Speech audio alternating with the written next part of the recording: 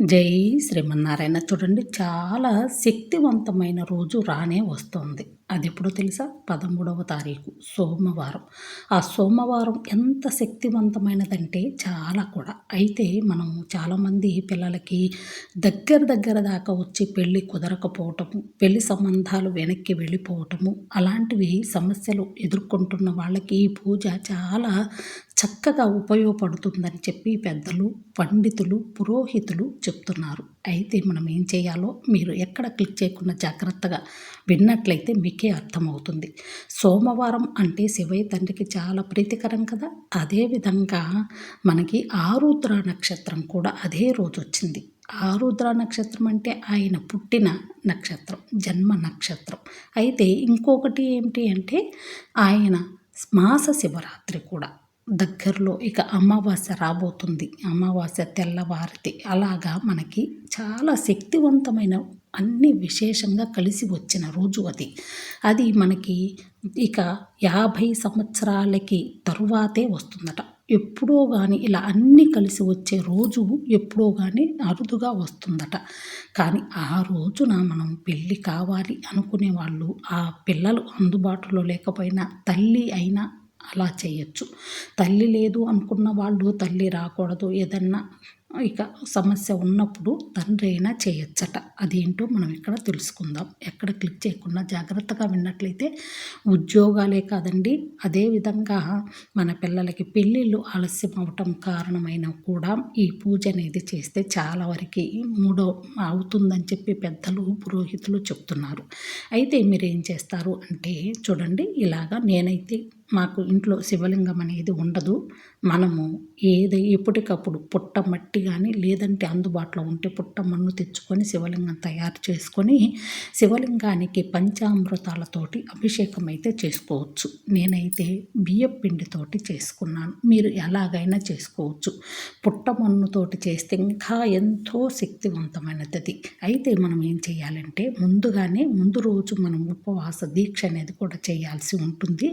మీరు ఏం చేస్తారంటే ముందు రోజే అల్పాహారం తీసుకోండి. అంటే ఆదివారం రోజు సాయంత్రం, ఉదయం ఆదివారం కదా అని చెప్పేసి ఏది ఇక కూరలు అలాంటివి తెచ్చుకోకుండా తినకండి. ఆ రోజు మొత్తం కూడా సాయంత్రం పూట అల్పాహారం తిని ఉదయాన్నే ఇల్లు శుభ్రం చేసుకొని మీరు ఇంటికి శుభ్రంగా కొంచెం ఆవు పంచుతాం కానీ లేదు అంటే మీరు కొద్దిగా పసుపు నీళ్లు చిలకరించి చల్లినా సరిపోతుంది. ఇల్లు శుచిగా ఉంటుంది. ఇక మనం స్నానం చేసి ఉతికిన బట్టలు కట్టుకొని మీరు బియ్యం పిండి కానీ పుట్టమన్ను కానీ తెచ్చుకొని ఉంటారు కదా, అది తీసుకొని అలా మనము శివలింగం ఆకారంలో మాకు రాదండి ఇంత బాగా అనుకోవాల్సిన పని లేదు, మనకి ఎలా కుదిరితే అలాగా చేసుకోండి.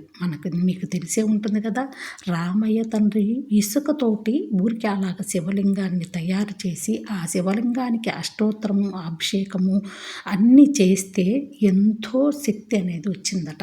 అలాగే మనం కూడా ఇలాగ ఒకే బియ్యం పిండితోటి చేసుకొని మీరు పంచామృతాలతోటి తేనె, పంచదార, పాలు, పెరుగు ఇలాగ అన్నీ కలిపి కొబ్బరి నీళ్ళు అన్నీ కలిపి పంచామృతాలతోటి అభిషేకం అయితే చేసుకోండి. ఇంట్లో మీరు కుదిరితే గుడికి వెళితే ఇంకా మంచిది. ఇంట్లో మన చేతులారా మనం చేసుకుంటే ఇంకా మంచిది. ఇంట్లో కూడా పూజ చేసుకొని వెళ్ళి గుడికి వెళ్ళి మీకు గర్భగుడిలోకి అందరినీ వెళ్ళనివ్వరు.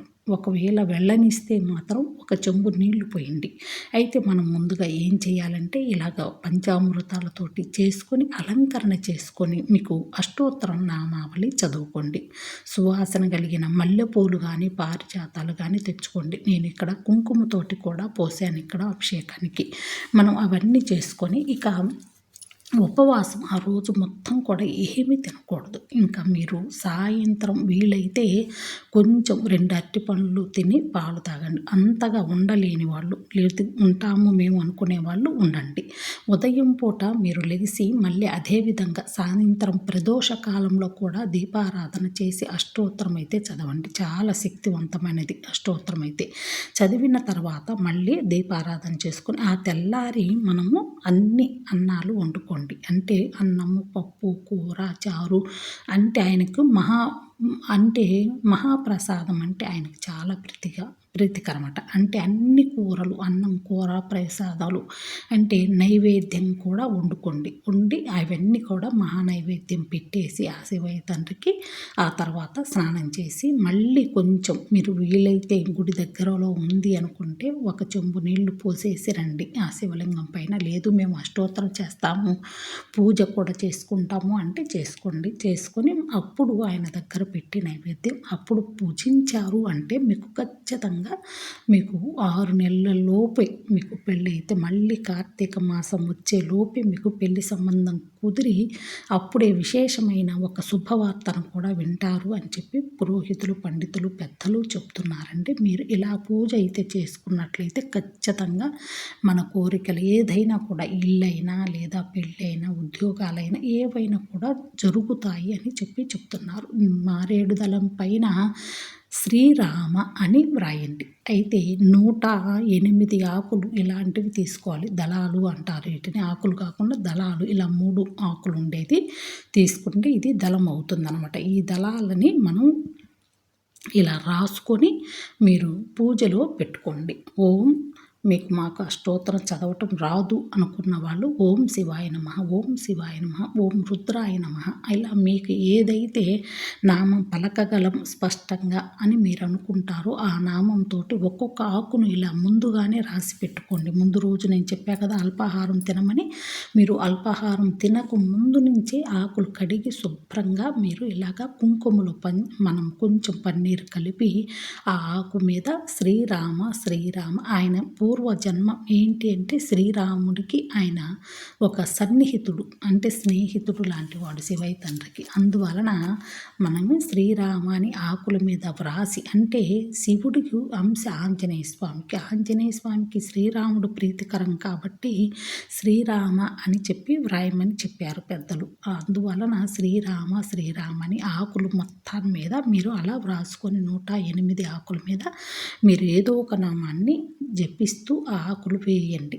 వేసుకుంటూ పూజ అయితే చేసుకోండి. అష్టోత్తరం మళ్ళీ గన్నేరు పూలు, సువాసన కలిగిన పూలంతో కూడా అష్టోత్తరం మధ్య మధ్యలో వేసుకోండి. అలా 108 ఆకులు వేసుకుంటూ మధ్య మధ్యలో ఆ పూలు కూడా సమర్పయామి వేసుకుంటూ ఇలా చేసినట్టయితే మీకు ఖచ్చితంగా మీ కోరికలు ఏవైనా ఎంత బలమైనవైనా కూడా నెరవేరుతాయని పెద్దలు చెప్తున్నారండి. మనము ఉపవాసము చెప్పాను కదా, ఉదయం నుంచి మీరు ఏమీ తినకుండా ఇక పూజ ఉదయం చేసుకొని ఆ తర్వాత లెక్కగానే మీరు 9 లోపు 8 లోపే చేసేసుకోండి పూజ అనేది.